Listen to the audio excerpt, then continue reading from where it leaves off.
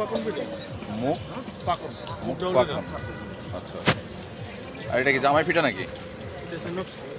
হ্যাঁ,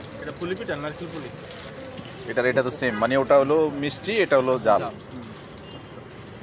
পাকুড়া। আপনাদের মেলা এখানে আছে কয়দিন? আজকে শেষ। রাত্রে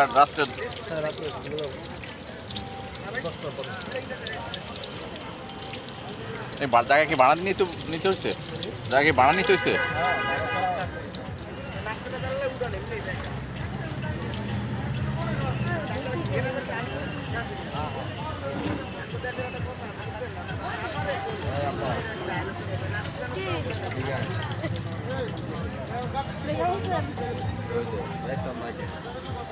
এত ভাইজা কি করবেন? বিক্রি হইতেছে?